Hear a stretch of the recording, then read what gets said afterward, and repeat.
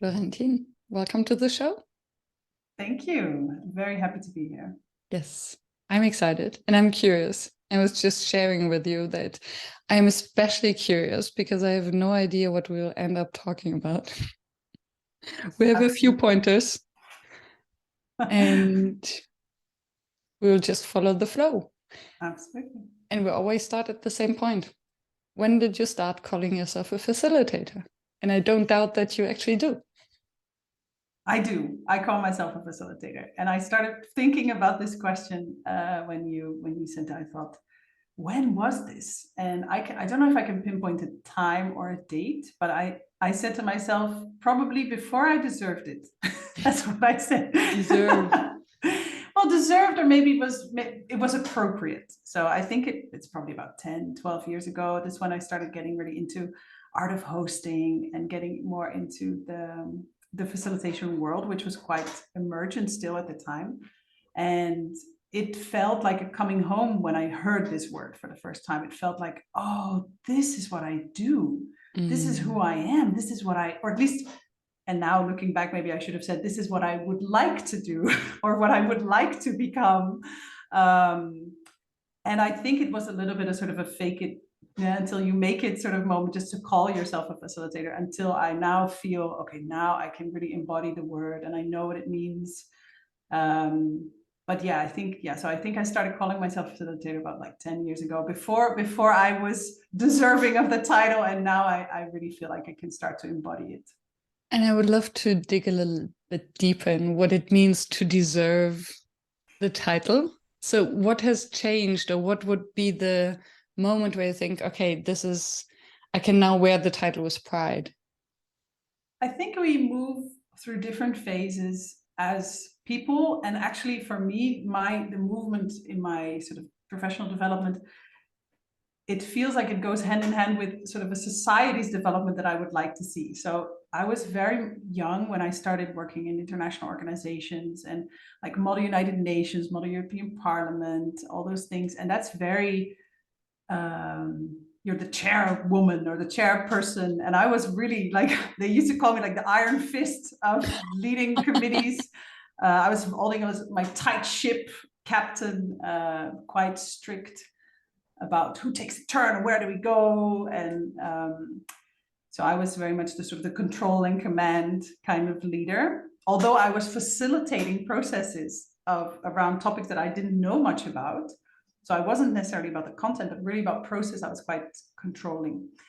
And then I had several experiences in especially international settings. And then, of course, moving to Brazil, where I lost my ability to actually talk, right? Because I was for 2 years without, the ability to communicate all these things. I really was sort of reborn into somebody who just listens more. And also, I completely started feeling more the values of facilitation, much more than the tools and the tricks and the games. And for me, that's been the moment that I felt I was more deserving. So I felt there was a big shift when I started understanding that no matter what I do, whether it's a World Cafe or an open space or just a dialogue or even parenting, right? Or any kind of relationship, if I do it from the values of facilitation, then it doesn't really matter the step-by-steps or it comes from the right sort of attitude. And I think that when I made that shift, I was able to let go of a lot of control that I wanted to have over processes. And I really felt more, maybe deserving of the title of facilitator. Wow. So what I hear is, I find it fascinating that the moment you lost your voice, so to speak, literally, because of the language barrier, something shifted, that you were more grounded, more into the listening, and letting go of control, meaning trusting the group that they will eventually get there without your control. Yeah. That's been I think one of the most humbling processes of my life was to move and learn a different language, because you get to reinvent yourself as a foreign, like you come with a complete clean slate, and to really listen So I grew up in a very multilingual family, like ridiculously multilingual. And there was always a language. Like wherever we traveled to, one of my parents would speak fluently the local language. It was never an issue. My grandparents, one of the most precious moments I have of them together was them gossiping at a wedding in Swedish, because that was the only language that nobody would speak. So there was like French and Italian, but there was like, no, in Swedish we're safe. So we had this like a huge availability of languages growing up. So I was never confronted with, what if you can't communicate? What if you don't know what people are saying and you can't be funny, intelligent, charming, smart, all these things that you naturally can be with languages. You can just smile and say yes or no, or pay attention to the if it goes up, it's like positive, and it goes down, it's like negative, and then you shake your head accordingly. So you have to pay attention so much to body language, to culture, to how people like to, use their language, jokes, slang. It was a complete rebirth for me of what actually language also means. And for me then with that facilitation, because once I started to be able to facilitate in Portuguese in this case, but even in English, which is not my native language, I felt really empowered, because I'm more careful with the words that I choose to make sure that it fits, not only in the linguistic setting, but also in the cultural setting, of course. So. Wow. There's lots to unpack, especially on the topic of how much can you communicate and understand without really understanding the words. And what did you learn about these soft topics of sensing the boom, or understanding a group or even an individual beyond the words that they are spoken? Can you put it in a nutshell? What have you learned from this transition? Well, I've learned to really put people first. That's the first part, because I come from a North European, and I don't want to generalize like all North Europeans, but I come from, of course, a North European culture where we are a lot about, if you think about like a meeting or a gathering, about agendas, about the minutes after after the meeting. Everybody needs to be on time. Everybody needs to follow the schedule. To a culture, again generalized, that's much more about people. So for me, that shift was forced in a way because of the language, because I had to pay more attention and I had to look at the little subtle signs, but also by the culture that I was immersed in. So I came to Brazil and I started working for the Impact Hub in Sao Paulo, and I was running educational programs there. In every meeting, I would start with my agenda and who's the minute taker, or I would come into the Impact Hub and I would just open my computer, start to work. But that's not what it's about. It's about people. You have to sort of take half an hour to sit, like to talk, to say hello, to ask about somebody's grandmother, to talk about the weather, or very profound things like work and what does innovation mean to you, before you actually get to the, let's say, the juicy stuff. So that's really what I learned from this sort of picking up on body language and culture. Even if you don't know the language really well, if you take time to do that connection, whether it's just, can I get you a cup of coffee, or do you want to just sit here and help me a little bit with this language moment, that's much more important than any define the objective of the meeting or define the agenda. At least both are important, but I think for sort of finding a midway has been really relevant. And I used to work a lot with kids. I've grew up a lot in CISV, which is an international organization for exchange programs. So I worked a lot with 11-year-olds, and we would do these exchange programs where the kids could not talk to each other. So we would have kids from 12, 14 different languages for a month together. And if you follow how kids actually have no problem spending a month together without talking to each other and without understanding each other properly, you see that actually as adults, we can just copy that. They play, they show each other things that are precious to them. They make jokes, they try to calmly explain things to each other. They have gestures, they invite, they hug, so there's so many things that we as adults can also just take on beyond just talking to each other. that I think are so beautiful for us. How would you incorporate that in a workshop?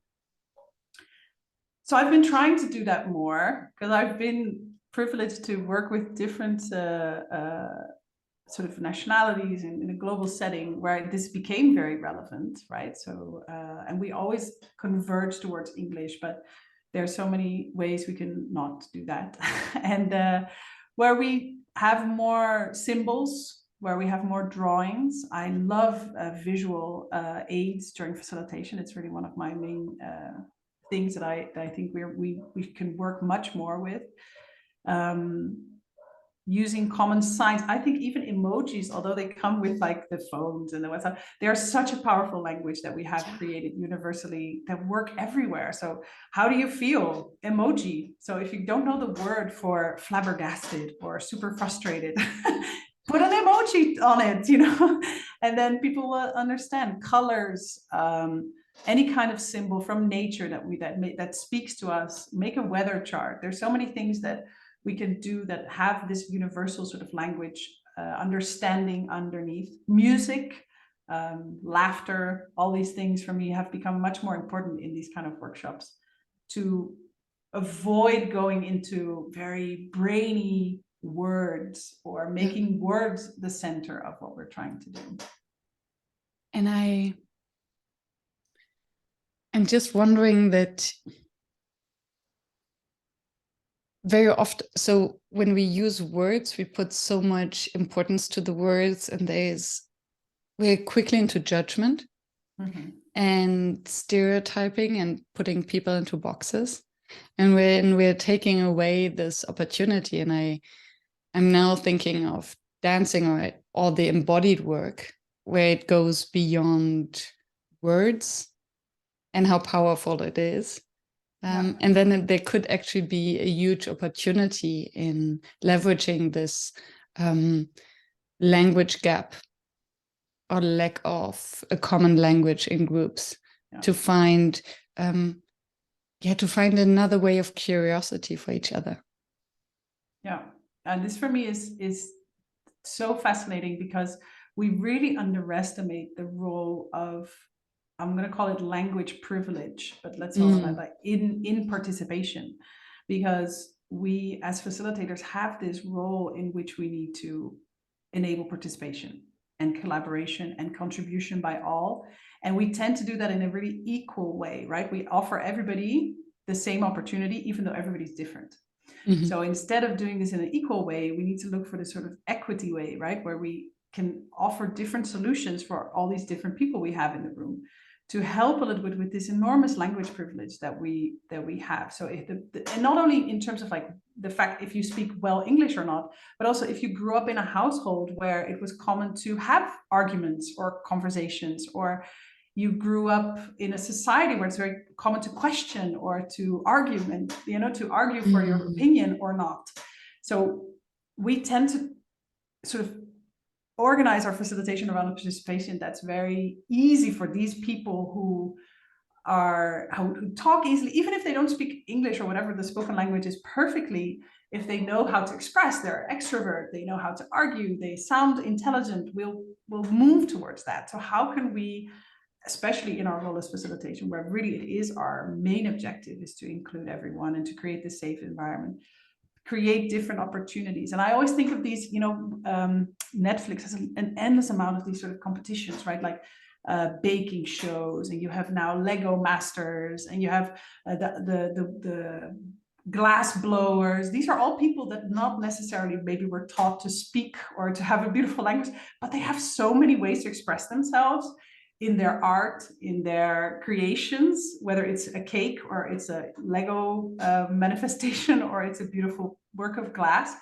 that I think, how can we also have these different languages in our participation? That's not just about the spoken word. And just one comment. Something is, I hear some sound as if you're touching some metal or so. Oh, it's this. Yeah. It's my chair. Oh. All right. I'll move chair just a second. Good. I know it's a bit squeaky. It's a long time since I've been on a like a, how do you call, a sound sensitive call. Awesome. Perfect. Okay. I think now it should be better. Yeah. Thank you for pointing out this language privilege. Because when you said the word, I was immediately thinking of, the language we speak. So we speak all English. And if you're slower in English, yes, we do judge, even unconsciously. Or we get impatient, especially when you're a fast thinker, fast speaker. We do get impatient with these participants. And there's so much more to that. Yes, how did we grow up in our communication styles, and how comfortable do we feel to speak up? And how easily do we feel safe enough to question? And how do you equalize then a group? How do you bring them together, and what are some tools maybe to work against the language privilege? Well, I don't have the answers. That's one. That's one. I don't. It's my quest. Because what I've noticed, like with a lot of things, and online has made it even more immediate. We convert very easily towards efficiency. It has to be fast. We have to have a complete learning experience in 1.5 hours for the whole company, and so there's no time to translate, to wait for somebody who has maybe speaks slower, or somebody who needs to think before they speak, right? Which is, I'm sure, half of the population. So there's no time for that. It's just all so efficient. So the first thing for me is always to take this need for efficiency out of my design, and to really focus on what is effective. And effective is resilient, it's sustainable, but it takes time. You have to sit down for it. You have to wait for it. It takes, like with me, 2 years until you can actually fluently express yourself. So if you rush that, but it feels like we're fighting against a very enormous current, because everywhere it's efficient. Like I struggled a lot in the pandemic with this 1 hour videos online. That's like your whole course on facilitation. And that goes out to 1,000 people, and that's it. No participation, no conversation. Just watch the video in your own time, and then you'll know it. It feels like, you know, this scene from The Matrix where they plug themselves in to the machine and to learn how to fly the helicopter. It's as if we want to try to do that all the time. Like we just want to plug in, know something. So taking that out of the equation in anything we design, I think, is really a first step. And so I met a wonderful person who works with this, Nancy Jimenez, who works in the US with this. And she comes from a Spanish speaking background, and she is trying to liberate Spanish and also indigenous languages in the US. A completely different conversation, and so she taught me a lot of tools about language liberation, where you take the time in different workshops to do simultaneous translations. So whether, even if nobody speaks that language that it's being translated to, that doesn't matter. That person who speaks Dutch, Armenian, any kind of little language, let's put it like that, still has the chance to hear their language being spoken. So I would be, you know, you would be facilitating in English, and I would, for about 3 or 4 minutes, translate to Dutch next, like, so it's not simultaneous, right? It's like parallel translation.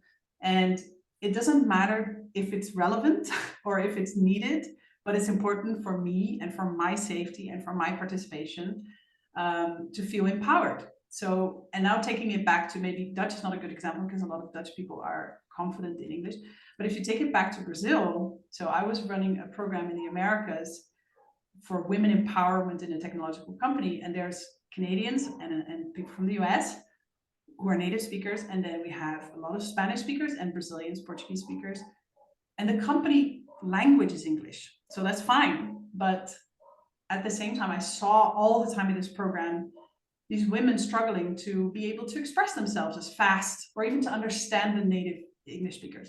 So I pointed this out. My co-facilitator was Venezuelan, so I said to our manager, right, I said, we could do some sessions, you know, like in English, but also in Spanish or Portuguese, or play a little bit more with it, right? So if people want to answer in Portuguese instead of in English, and then we translate it or put some slides in Spanish just to, and there was just no discussion. There was no conversation. There was not possible. There was like, these women, if they want to be in leadership positions, they need to speak English. And I said, well, that's easy for for those who were born English. They, as if speaking English is suddenly a leadership quality or something we can, I thought it was so frustrating. So there, not specifically in this program, but in other programs that I run that are Americas based, I always take time. I suddenly put a slide in Portuguese or in Spanish, just to say, yeah, English speakers, it's really hard.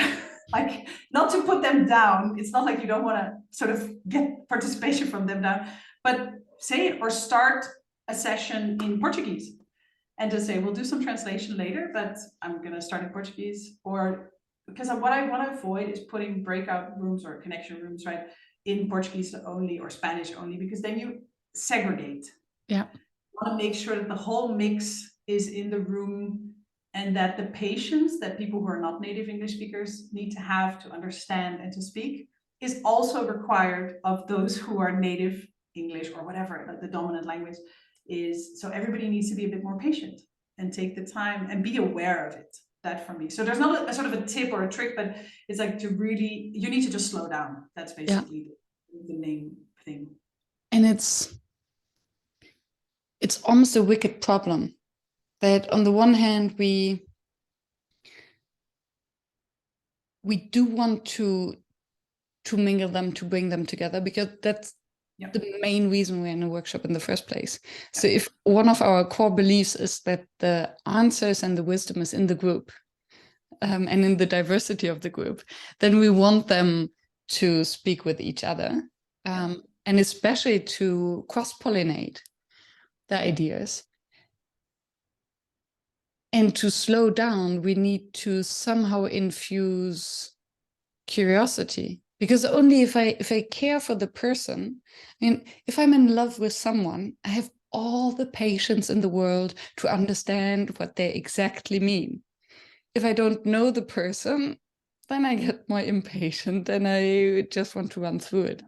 So it's an interesting question how to trigger this curiosity and maybe just a little bit more empathy, because we quickly forget and then fall into judgment of, oh, this cannot be a leader, a person in a leadership position because they cannot articulate themselves.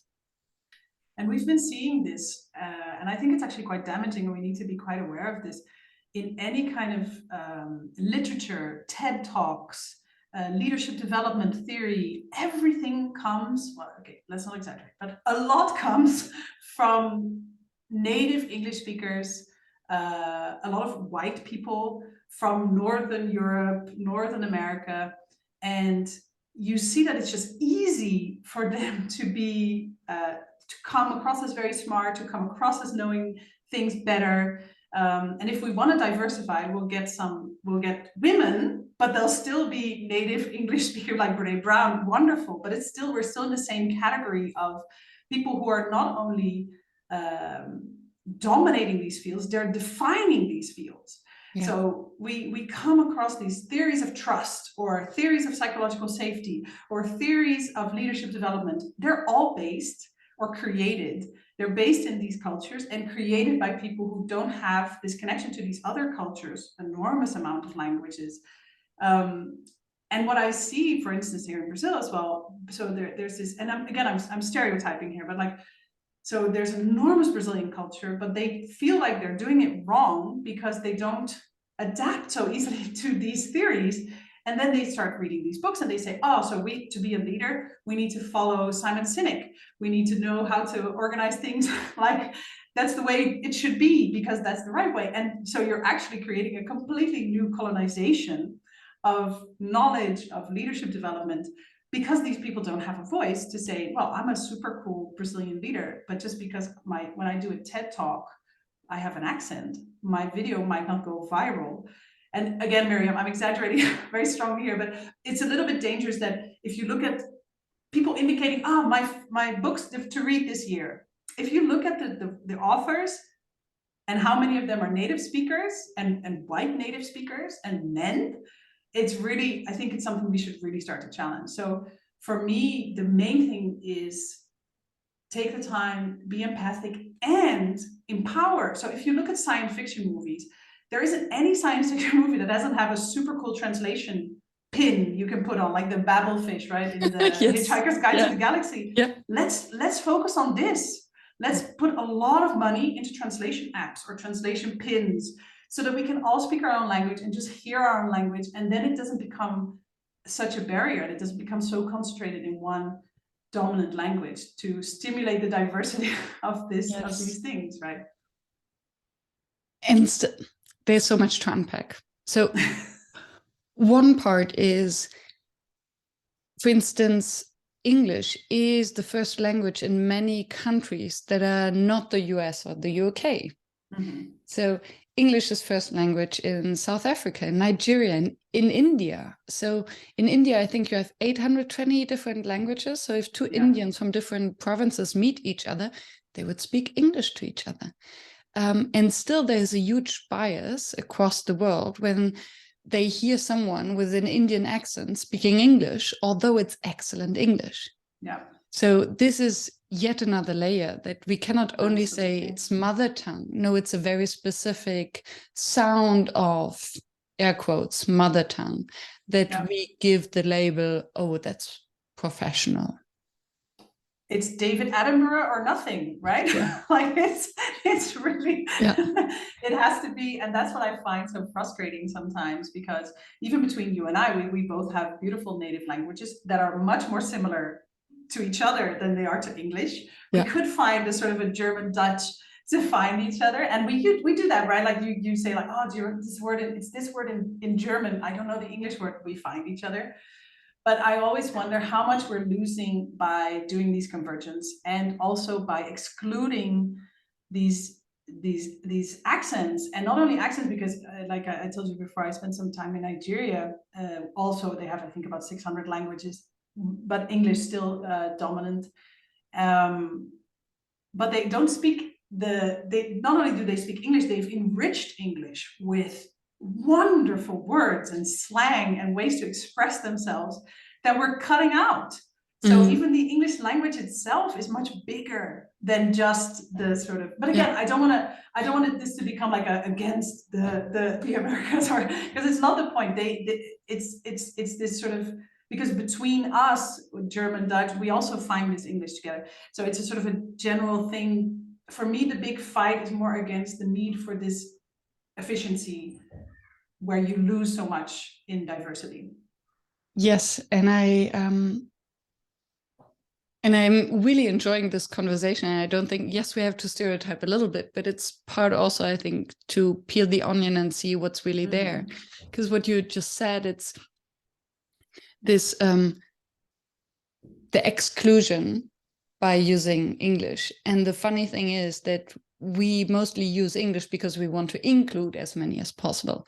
And thereby we exclude. So, and I think there's always the kind of the tension between inclusivity and exclusivity, and how much do we actually exclude by being inclusive, and the other way around. And also I wonder, especially since you mentioned all the new words in Nigerian English, there's so many words that are not translatable in other languages. So I had a podcast interview with Cynthia, who is in Uganda. And she was also mentioning that most of the facilitation books are written by middle-class, white, Eurocentric or US American facilitators for this audience, and not for an African audience. And then concepts like vulnerability have either don't exist or have a very different connotation. And then you mentioned psychological safety. What does it mean? What does psychological safety actually mean in different countries and their cultures? And if we're using the same word, do we actually mean the same thing? And then even with a bubblefish, That's you another might element, not be right? able Yeah. to. You might not be able, or maybe you would even create more misunderstandings because we suddenly have the illusion of understanding each other, and we forget to ask the question whether we actually speak about the same thing when we use the same word. That's true. That's absolutely true. I think there's it goes so much, it's such beyond the words, right? I mentioned also for you the example of trust. So there's this theory about the trust equation, right? So it's like the equation that you use to create trust in your team or between the leader and the people of the team. And it's all about accountability, and it's very it's a Eurocentric theory in that sense. But the word, it's the same, right? So if I talk about trust here in Brazil, even though it means different things and the equation is very different, you need to go beyond these words. And so but even to create an equation, is it needed, right? So it's like, so there's so many different layers to that problem with language being, and there's this whole debate, right? Does language really shape our world? Does a culture really shape our language? Are we shaped as people? So I wonder how much of that you would be able to bring across. Yeah, a babblefish is a shortcut again, but I think there's so much there to invest in, at least allowing people the space to speak their own language. And then if there's a word that doesn't necessarily translate, we have in Dutch, right, gezellig. You have a bit in German, gemütlich, I think. It's very close. It's so much about the culture. You can't translate it because in Brazil the sun always shining. You don't go inside for a gemütlich or a gezellig, and you don't light candles or do things. It just doesn't happen because you're on the beach. So there's something like cultural things that, if you translate them, but you can describe and you can at least create, like you mentioned before as well, the empathy. Visual for me, again, super important to be able to describe that. And then I think there's, you really stimulate more participation if people are free to use their own words as well. And also, I wonder, so I'm thinking of a Never Done Before workshop that Grace Lau hosted once upon a time, called The Tower of Babel, where everyone spoke their mother tongue. And the question was, can we communicate with each other without understanding each other's words? And what I found fascinating was, yes, we could understand each other, so we could get the core message.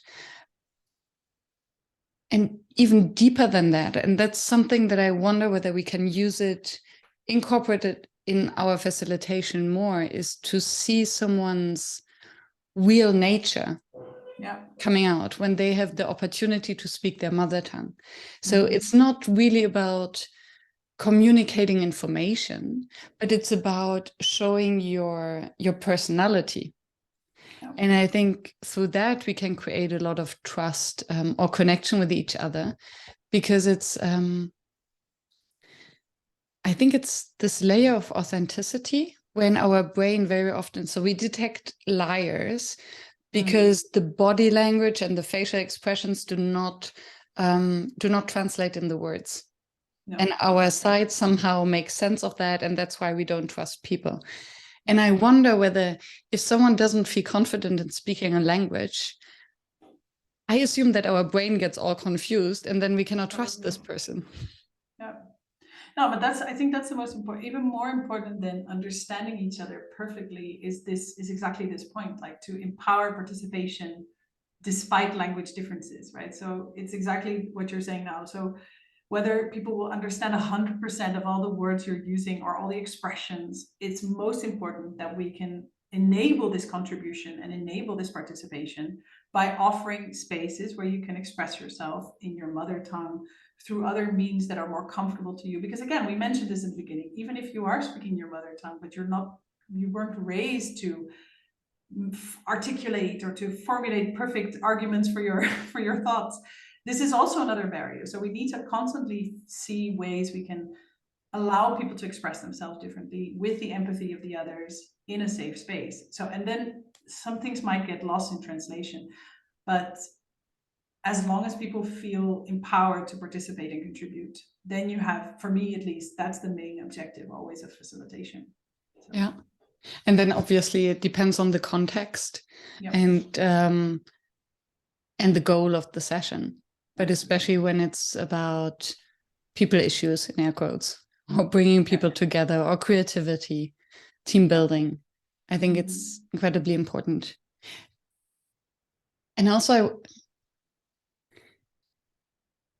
you mentioned that and I find this fascinating, that someone who is so focused on words. So you mentioned that you've been a facilitator, although you didn't deserve, air quotes, the title for your entire life almost, to move to another country where you don't speak the language.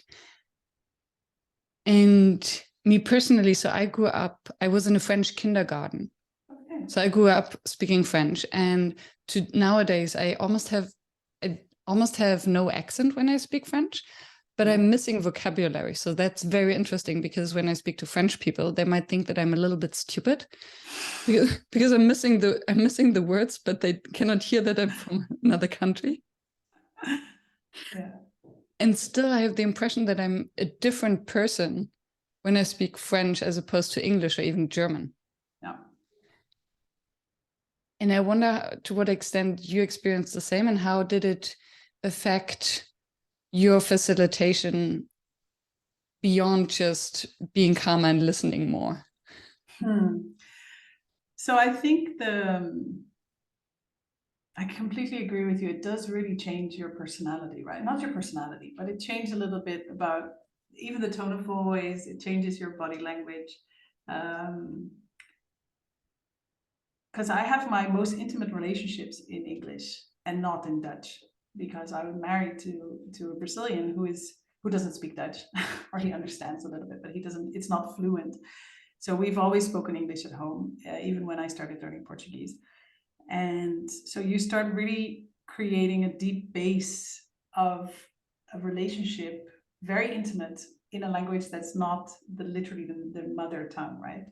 And in the beginning, I that was really hard, and I felt that sort of streams through in a lot of things that I said to him, but also in my facilitation, is that there's sort of a part of my personality that he could never really know, or that in my facilitation could never be, because it's the Dutch part, right?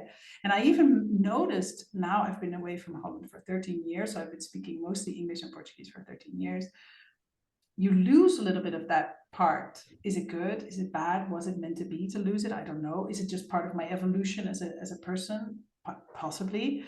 But I notice how sometimes my body physically relaxes when I speak Dutch. It's incredible. Like the other day, I was in an NDB workshop with Sarah, who lives in Holland, right?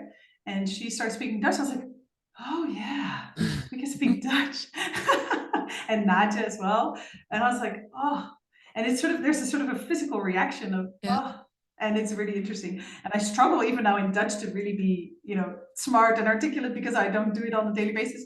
So, but there's a sort of so in my facilitation, I think, I'm already happy when I can do it in English, because that's much closer to my native language, or for at least closer to me than Portuguese. For the facilitation, I was just preparing now a workshop I'm running this afternoon in Portuguese, and I was making the slides, and it's about how to make good questions. And then I'm really careful about my language, more than I would be maybe if I did it in Dutch or English, because I need to be so careful. So I use still today Google Translate to help me find the perfect word for the thing I want to say. So in my facilitation, I'm more succinct, like I'm more precise, because I chose my words more carefully. Because I have less vocabulary, I can't elaborate endlessly.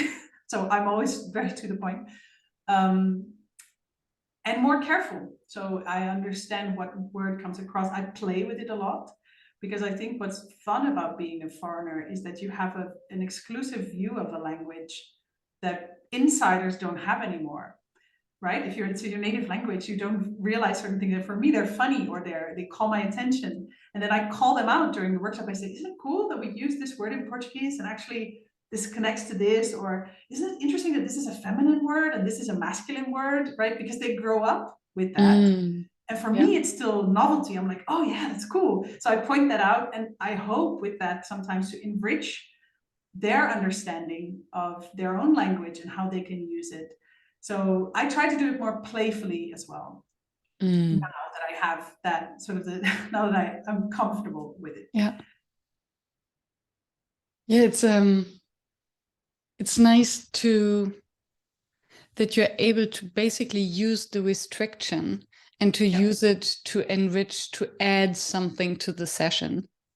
Yeah. So how to play with restrictions to create something that wouldn't have been there otherwise. Yeah, I think, yes. I think the only challenge, and that's maybe a challenge that I'll never overcome, is that you can't get beyond that point sometimes. So you're always the foreigner. So you always come with that language and the accent and I find sometimes that it's getting a bit better, but in the beginning I would facilitate a workshop and I would be like, we would be for 4 hours elaborating on very interesting topics. And at the end, people come to me to say, wow, your Portuguese is amazing. But like, really? After all this, that's your takeaway? So I'd be so frustrated. Like, we had such a connection. And now this, and they mean, I mean, this happens to everybody. Sana told me the same about her Dutch. Like, people are still like, wow, you're Dutch. So this happens everywhere. It's a compliment. And I don't think people should stop saying these things because I think it's always nice. But it's hard for me still to get across this threshold of the foreigner, the outsider. And I wonder, because they always come to you, even if it's not about your Portuguese, they'll be like, I was in Amsterdam 2 years ago. You know, like they want to connect with you about your culture. And you're like, let's focus on what we're, so it's hard sometimes, yeah. And I guess, especially as a facilitator, you want to be complimented for the questions you asked or for the synthesis you did and not for the language skills you brought to the space. Yes. And so it's how you apply the language what counts. And then it almost sounds like a reduction, although obviously it is a compliment. It's meant as a compliment. And especially, it's nice, yeah. Especially people, they really appreciate if you learn their language. Yeah, yeah. So well, it means a lot. This is something I think is very interesting what you said before about inclusivity, right? Because I grew up in Holland where we feel switching to English is a way to include people. So we are super pragmatic. Like if we hear the slightest accent, well, you must suffer from this. We switch to English. Oh no, let's just. That's why I still haven't learned Dutch. Exactly, it's impossible to learn Dutch. It's like a conspiracy, right? Like nobody can learn this because we feel in this sort of pragmatic, like inclusive. Let's all just speak. So, and then coming to Brazil, it's the opposite. People think it's really rude if they continue to you in English because you need to be given the opportunity to speak Portuguese. It's wonderful. So I had a lot of friends in Henrique who also speak really well English. And I know that because I did speak English with them. They suddenly just stopped speaking English. They're like, done. Now it's enough. You've had your time. We speak Portuguese now. And it's actually a sign of inclusivity. They want me to be really included. So it's so funny how we feel that sometimes we exclude and include by switching to English or helping people to speak in a local language. Yeah, very good point. And whom are we excluding? Because it happened to me the other day that I was standing with a group, it was a meetup, a group of Dutch people, and they immediately switched when I arrived. And I do understand Dutch.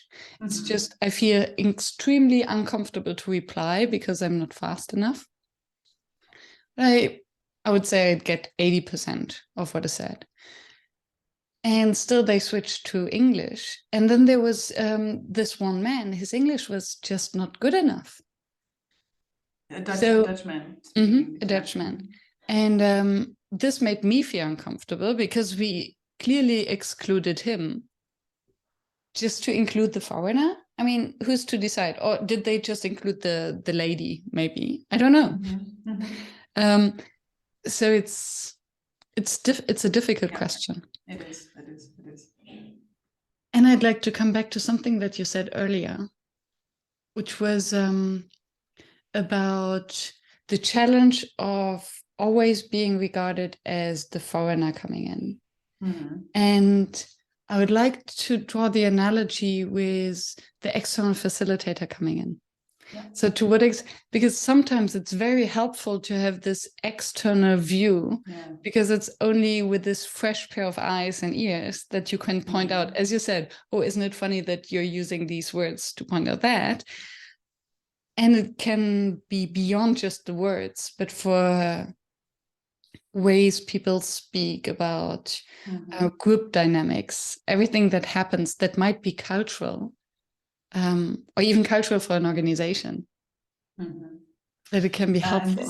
And this immediately draws a little bit the bridge to what we talked about a longer time ago, is also why I struggle sometimes with the purpose of being a facilitator, because I notice in our Never Done Before community, but also in the other profiles of facilitators that I meet, we all have this a little bit. We are the eternal foreigner, the eternal minstrel, the eternal external person. We are the Sagittarius, right? Like we are the one who's always around, and it's this comfortable place of being a little bit on the outside, so you can always walk away because it's not really your problem, and you can catalyze, and then afterwards you just turn around and say, it's yours now. I'm going to go to my safe space, which is most of the time very lonely or alone, right? So I think that there's something there in our the way we work, but also the way we lead our lives, that has always this same sort of thing. There's a lot of us who choose to live in different countries. There's a lot of us who are this sort of eternal external person. And it's interesting because talking about psychological safety, right? I always feel sometimes in the stages of the psychological safety, I feel super comfortable to question, because I have this role. Inclusion, participation, not always. So there's this enormous luxury we have as the external facilitator, as the foreigner, to say, this is my opinion, or I will question you about it, or I'll ask you a provocative question, and then I'll just mirror it back to you, and I'll just walk away. So there's this sort of comfortable choice that we've made. And for instance, now with Brazilian elections, we won't go into politics here, of course, but it's an incredible position that I have here, because I'm constantly like, if people want to, if I don't like the conversation or where it's going, I say, I'm a foreigner, I don't vote. You know, like, of course I have an opinion. It's my home country now. But I just, there's sort of a facilitator switch that I can put on and say, well, what do you think, and how does it affect you? And then when they turn it back on me, I'm like, oh no. So there's this, and the facilitator has the same role. Like we can question, we can provoke, we can do all these things without having to get emotionally involved, or without having to I love this feeling. I don't know if you have the same, after a really intense couple of days of workshops of problem solving, that I walk out of the building with my flip charts and my, and my pens and my Post-its. I put them in my suitcase and I fly home. I love that. I love that feeling of just being able to say, door closed, Yeah. And that's also something that the foreigner, and I loved, when I grew up, I always had this vision of the minstrels, right? That moved from city to city to share the news, to provoke, to play the songs, to question, but never to fully root or integrate. So I think that's definitely an archetype of us, of facilitators. Yeah, for sure. And it's thank you for drawing this arc. It's I have the impression that there's always a tension for many facilitators between, yes, we are on the outside, so we love to create the safe space and the inclusivity and the collaboration for others and the creativity. And I have the impression that in many of us, there's still this kind of lonely place, that we're never part of it. So we are creating it for others, but we're never part of it. So that's why I think why we enjoy or need community so much, of our folks who get us and who are all the same somehow. On the other hand, it's like a protective shield to always ask questions, because asking questions is easy if we don't need to answer them, and we leave the problems with the others. The 5 whys, fantastic. I never have to take a stance. I just ask you questions. And I wonder, and this maybe now builds a bridge to another topic that we have discussed at some point, that it's easy to hide behind the facilitator's facade, or this is my role. It's my role to provoke and to ask questions and not to get involved. And I've had that in my private life, that I was told, Miriam, stop facilitating. In most cases as a joke, in some cases not so much. Yeah. My mom telling me, I'm not one of your clients, stop facilitating me. And I know that your husband is also a facilitator. So how does it work in a facilitator's couple to facilitate each other, or to put down this mask, if I may ask such a of question? course. I think it's very important. The truth is that our household is much less facilitated than our sessions. But in the main, because again, for me, facilitation goes so much beyond the tools. It's such a lifestyle. It's such like it's like these values that are intrinsic for you. And then in the way you ask questions and the way you apply tools, they come out, right? So I think that both of us have that, especially in raising our kids as well. And towards each other. We actually do sessions. Sorry, this is really funny, right? With Post-its, because we run a company together, and then we have like our personal life together, right? So running a company together is one thing, but then now that we're doing this big move as well, we're in a big transition. We actually sit and we do a session around needs. So we take a big flip chart and we say, okay, let's just both of us share our needs, and we write them down in a big cloud, and they are there and they guide us to make the decisions. Or we say, what are the main questions that are actually in us that we need to answer? Because sometimes we get into these little arguments about things, and we're like, no, there's something bigger here. So the fact that we both have that helps, because if I tell him like, but what's the bigger problem here? He understands what I'm trying to look for. Because I feel facilitation is also a lot about, there's one of these values in facilitation. It's always like to elevate to the big why, right? Like, so you react to something, but what's behind it? Or you want to take this certain action, but what's the big purpose, right? So, and that question of answering that question, what's the purpose? What's the need? That's something that's very obvious with us to go back to. And it helps to be with somebody who understands it, so you're not needing to explain that. But if you're talking like it's only nonviolent communication and all facilities, that's absolutely not true. But there's at least this sort of mutual understanding. Which boils down, funny enough, to language, right? Yeah. Because there's a certain lingo in facilitation. Yeah. When you say purpose, when you say the big why, when you say what's the question, what are our needs, what are the values, you're using the same language and you understand the same concept behind the words you're using. But even process or arch, or can we say, what process are we going to look at here? Or what's our arch here? Or what are we, there's always this holistic view that we share, being facilitators, because it's natural for us to think like that in our work, but also in our life. And there's this sort of natural tendency to want to control less and trust more, which really helps in parenting together, having a company together, because there's always this need to say, I'm going to empower you instead of I'm going to control the process, right? So, because that's the main value of facilitation. So and we do the same with the kids, right? So instead of solving problems for them or controlling them, we're always putting it back. And it's really sometimes it's hard work for your children.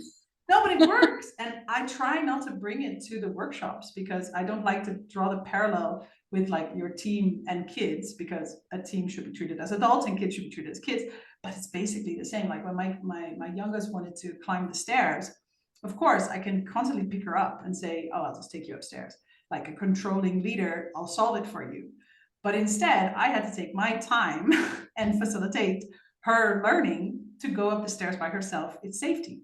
And it's the same principle, right? So it takes patience, it takes the right question, it takes her learning about her mistakes. Of course, if she falls, I won't say, so what did you learn? Like, we don't do reflective questions when somebody falls, not when she's like 2 or 3. But now we do, like our 8-year-old, she's already in this process of something went wrong, and I sit with her and I say, so what did you learn? Like, I'm not upset. What did you learn?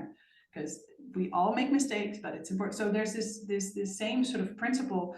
And again, I don't like making the parallel with like teams of adults, but it's the same process. It's all about empowerment. It's about trust. It's about autonomy, to be able to let go of control and to trust, and to know that if the person in front of you understands why things happen or why things should happen or the purpose behind things, they will naturally feel more independent to make those decisions. So we have those discussions at home between the two of us, but also with the kids. So this move we're doing now next year to Portugal, it's a free, it's not because of work, we're doing this because we want to create, right, a different environment, better quality of life. So we have to explain that to our 8-year-old, because that's who we are. We don't tell her, oh, that's just what's going to happen. We tell her the big why, and then she can help us to create that together. So yeah, it's very interesting here in the house. I can imagine. And I think so one observation, I find it funny that you say that you don't like the comparison between the kids and teams. Although I love the comparison, I must say, but maybe because I don't have kids and I don't have a team. Well, I do have a team, but I don't have kids. Mainly because I think, as you say, facilitation is a mindset, is a way, or even a philosophy. So it's a way how you interact with the world around you. And then it doesn't matter whether you interact with your kids, your husband, your family, or your team. And it hasn't to do with treating someone as an adult or a kid, but it comes back on you and how you interact with the world. Yeah, that's for me the most important part. Yeah. Absolutely. And I can only imagine that if you encourage or if you include your kids in such a big project like moving from Brazil to Portugal, they will ask a lot of questions that might feel very uncomfortable at first. And are worth to actually put on the board and then discuss an answer, maybe not in front of the kids, but no, but even that we've had some really hard conversations with the 4 of us. So my youngest is 4-year-old, so she's really young, but we've already discussed that wasn't a very hard conversation, but like, what are our needs in terms of lifestyle for Portugal? So we said one of the big reasons to move is to create a good quality of life. Here we have a great quality of life. We live next to the beach. There's lots of nature.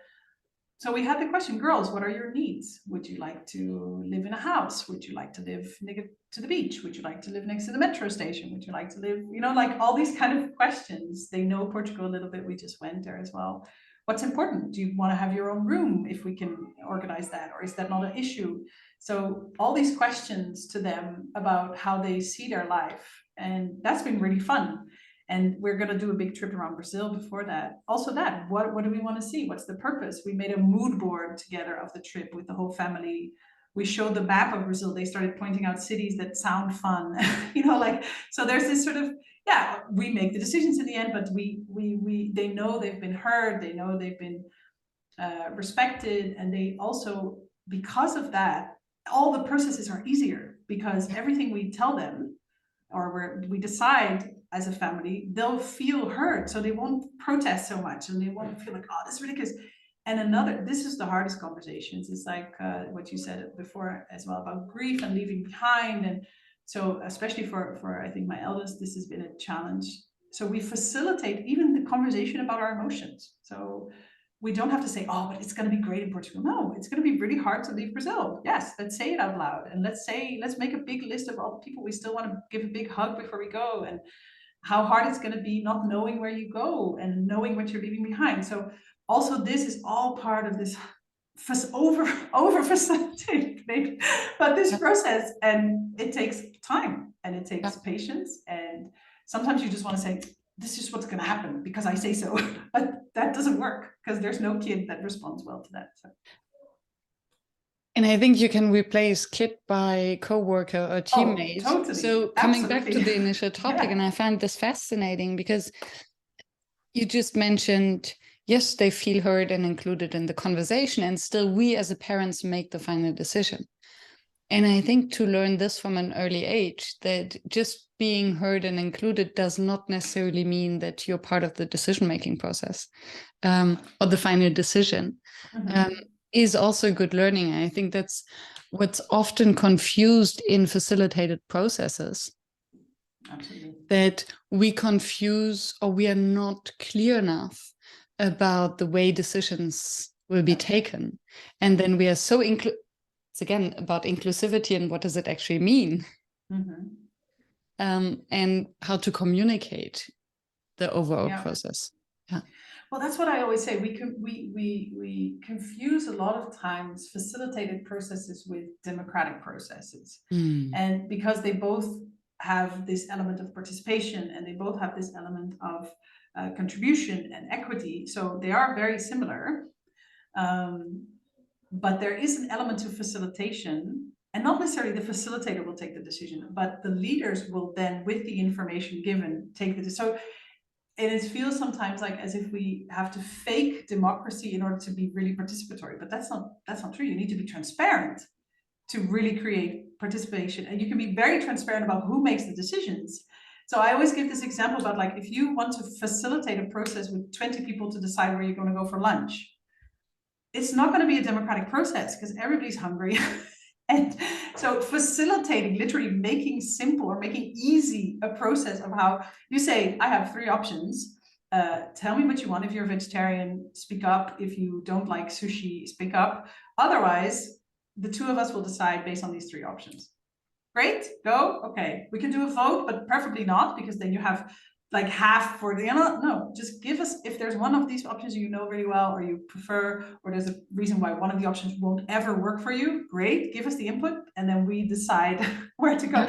So it's not about always finding, there's of course deep democracy facilitation, like there is democratic facilitation, but it's not always everybody needs to decide together. Everybody needs to participate and contribute and be heard and know when and where and how and why the decisions are going to be taken. That for me is the most important. Yes, and also to have the sense of when is it important and when isn't it. So the way how you facilitate the decision of where to go for lunch might be also very different on how to facilitate the decision making on a strategy, or where to invest. Absolutely. Because then it might be more important to hear all the devil's advocates and all the what can go wrong. So it's about transparency. Who's taking the decision, and do they have all the information they need in order to take the best decision? And to take the weight off a democratic process, because we've been shown, and especially in politics as well, like democracy actually excludes a lot of votes, right? So even if a president wins 51%, that means that 49% did not agree. So what are we, there's democracy like, oh, everybody should vote and decide together. Actually, no, in this facilitation processes, we can all say everything we want without the need to together come to a consensus, because with the input given, the people who need to make the decisions can take that weight of the decision as well. So I think sometimes there is actually a much more beautiful, deeper process around contributing and talking and participating than to need to come to consensus together. Which then brings in also the need for the trust and the earned trust, the trust that if the leaders initiate a facilitated process, it is because they want to hear all the voices in order to base their decision on all this information. Yes, this of course works when in a world where the leaders are all facilitators. Yeah, and I think that's where a lot of the bad reputation of workshops comes from, that this process is actually manipulated or hijacked, where every voice is heard, and then the decision that was made before is actually still made independent of anything that has been said or worked out in a workshop. And then I think it becomes dangerous, and then frustration comes in, and cynicism. And that's where we come back to this point where facilitation is much more than just the workshop or just the tool or just the process, but it's so much about the lifestyle, the attitude, the mindset. And if you think about like to really safeguard this profession and this beautiful concept, if we're not careful, we might lose that to the 10 steps to create inclusion, 3 steps, you know, to this sort of quick and easy, if you just apply this liberating structure, you're set, you know, like, but it doesn't work if the leader then doesn't take on, or even the teachers, right? I work a lot with teachers. It's not about the perfect question. It's about understanding why you need to ask the perfect question. So there's so much there that if that's not done well, we're going to lose a lot of potential momentum that we're creating with facilitation around the world, because it will just get this reputation of being facilitative, right? Which is a horrible word, but like we're manipulating by faking participation, but for sure. Yeah. Yes. Yeah. Amen. Thank you. I think it's so well put.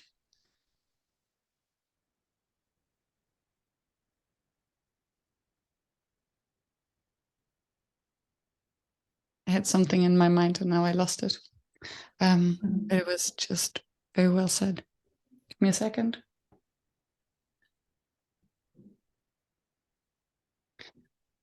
Which brings it back to exactly full circle where we started, the efficiency. Yeah. Everyone just wants to be efficient and fast. And I think it's so dishonest to oneself, actually, because I think no one really seeks efficiency and the hurried solution. No. But it's a false friend. Yeah, but we have to be careful with it, because I see that, it's a whole new discussion with capitalism and individualism, but there is a lot there, right? Like time is money, so we need to be fast, so it needs to be efficient. And like I said, I see this in education. I struggle so much with that. This 1 person to 1,000 in 20 minutes, the whole 10 steps to being a perfect It's very dangerous, I think. Yes, and I would like to defend capitalism just a little bit, because I think I'm an economist. And yes, time is money, and we are faster by slowing down. And I think that's not a problem of capitalism, but a problem of neuroscience, maybe. Yeah. That we struggle as human beings to realize that by slowing down, we're going faster. Yeah. And the fun thing is, I started running again. And every time I run, I realize how true that is. So true. Yes. I have to force myself to slow down. And then it's just slowing down in my mind. De facto, I actually don't slow down. And then I can go for longer. Yeah. And I build up the muscle faster. And I think with most of the workshops we're doing, when the leader says, oh, we don't have time for check-ins and we don't have time for this kind of slow down or translations or team building, then we cannot do the second step before the first one. We do need team building and all of that to create the safety we need then to take fast decisions. Yeah. What makes a workshop fail? For me, the lack of this understanding that your objective as a facilitator is much higher, and well, not higher, like there's a meta objective that you have as a facilitator, which is participation, inclusion, contribution, equity, that goes beyond any result your client or the group is gonna force from you.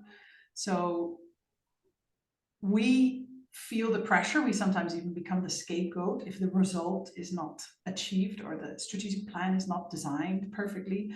But I think we need to stand our ground and say, I'm not going to force this, because for me it fails if we rush and push and manipulate to an already sort of almost predefined result where not everybody was able to speak up, because the workshop might have worked, because in that sense, that little moment, yes, check. And a year later, one, they'll never call you back because you didn't do a good job because it didn't work out in the end. But two, the strategic plan failed. The people who didn't have a chance to speak up will speak up in gossip or in emails later. So it fails because you weren't able to hold that space big. So for me, that's really the way workshops fail, when there's the lack of confidence in a facilitator to say, no, my intention is not to rush to point B, but to rush to a point that we define together, that everybody agrees on, and that everybody contributes to get there. And if that takes more than the time we have dedicated, that so be it. But that for me really is the sort of the failure that we can do. And we are super pressured to fail in that sense, become the scapegoat. And that's such a juicy topic, because it actually boils down, from what I hear you say, is that when you have, or the big question, whom are you loyal to? Yeah. The group versus the client. What I hear you say, in the end, it's the group. Yeah. Because only then, because it also has to do with your own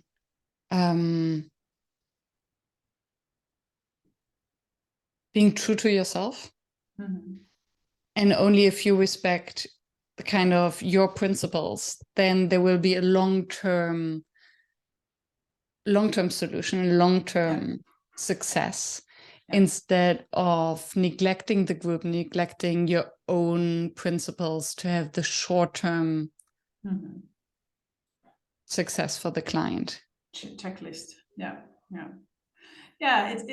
This comes down even to the little moments of time management, right? Like people say, no, we need to skip that part, or shorter breaks, or in order to get to the result. But you see the group is in need of a good break in order for their brains to be able to participate. So you can't say, oh, we'll cut the break from half an hour to 10 minutes. No, they need the full half hour. And not only to calm their brains down, but also to connect, to have that little coffee together, to go for the little walk with the people that maybe had a little confusion with.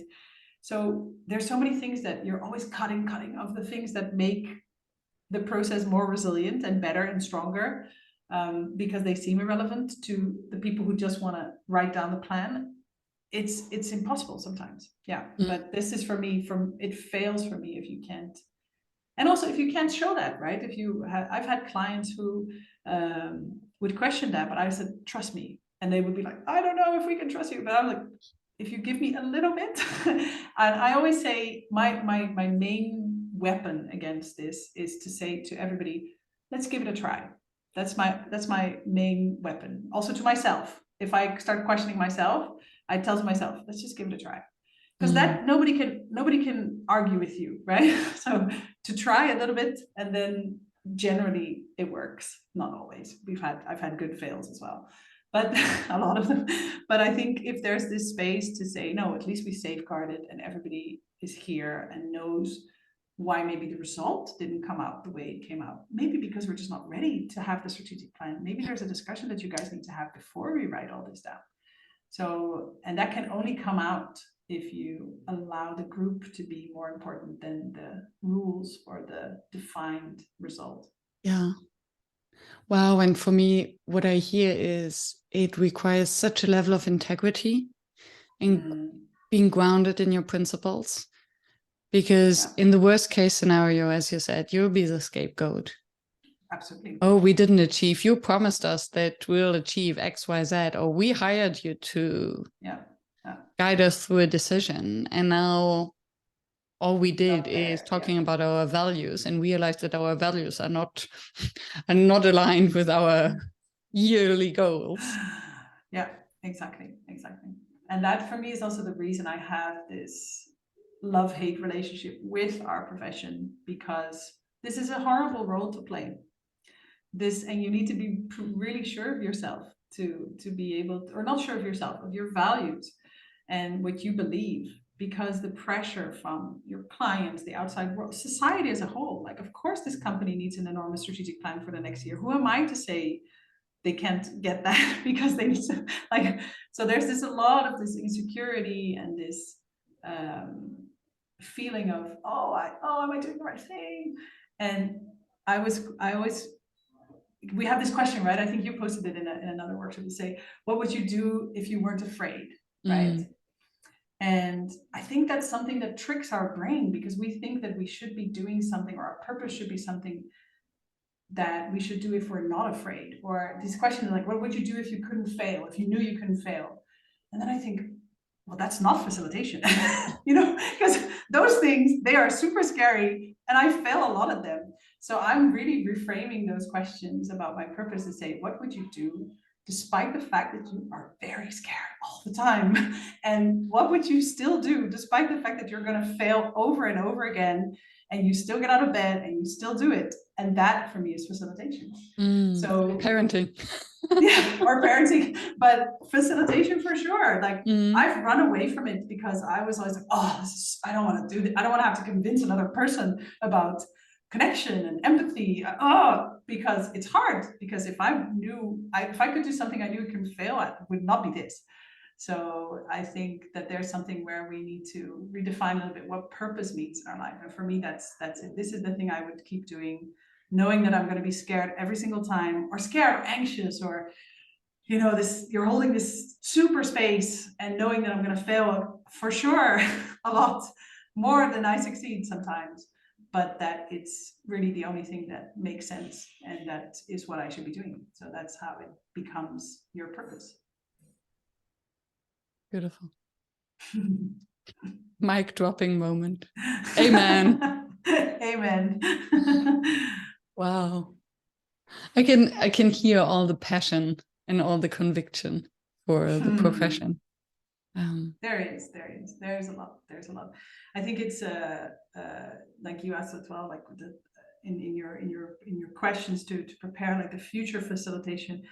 For me, the future is facilitation. Like I really feel that in some utopia, for me, the machines would take over all the bad stuff, and we would just gather and talk about beautiful things and just do that, and just ask each other difficult questions and learn, and have patience learning languages and understanding each other and traveling the world, because that's what for me the future should be or would be. And facilitation has all the values for me behind that as well. Thank you. Is there... I just want to thank you for this beautiful conversation. I think it feels so nice and round. Good, I'm happy. We went all over the place and got back to the... Yeah. But we stuck to it. Good.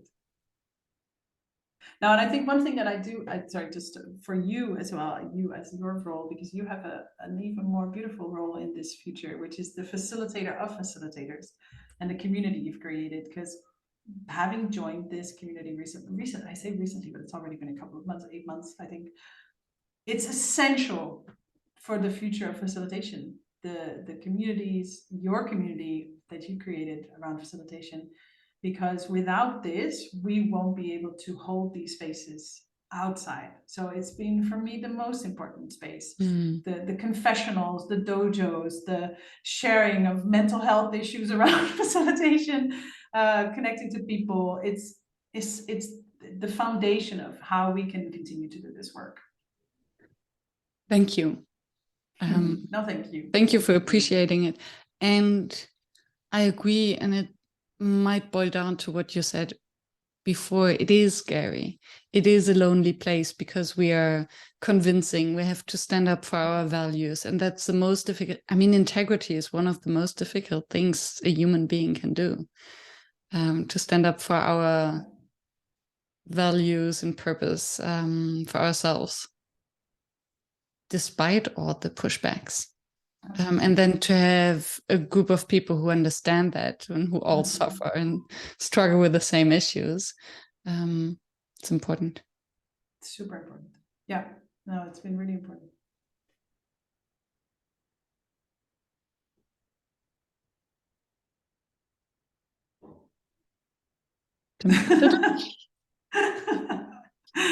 Great, great. Wow.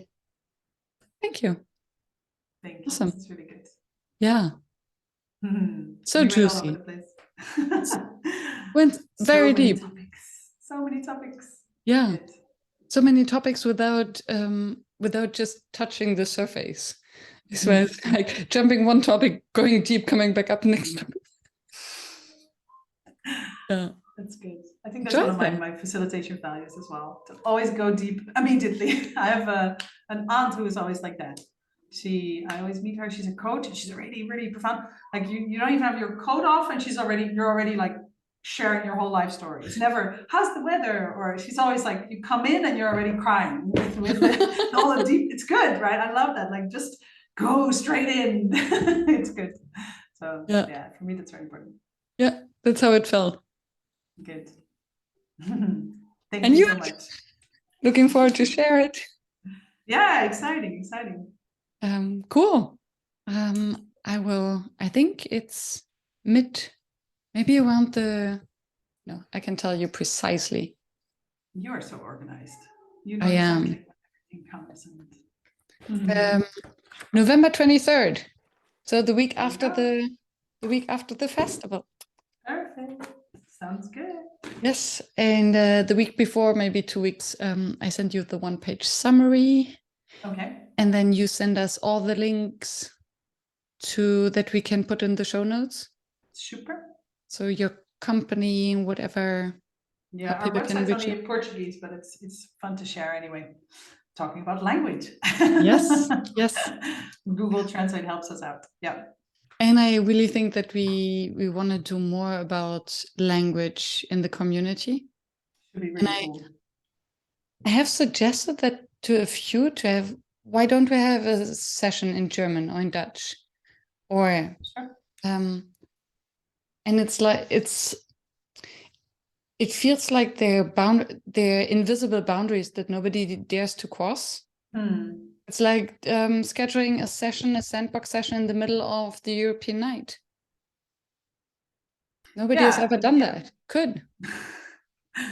Oh, but there's something around still like I think the NDB in that sense still needs to grow a little bit more in terms of diversity. And now the new batch came in. The new cohort came in. It's a lot of diversity coming in. And I think if we keep that up, this will automatically appear without the need for, again, excluding, right? We don't need to create like an NDB South America chapter excluding. It's just sometimes and anybody can join. And so that's very important. Absolutely. Yeah.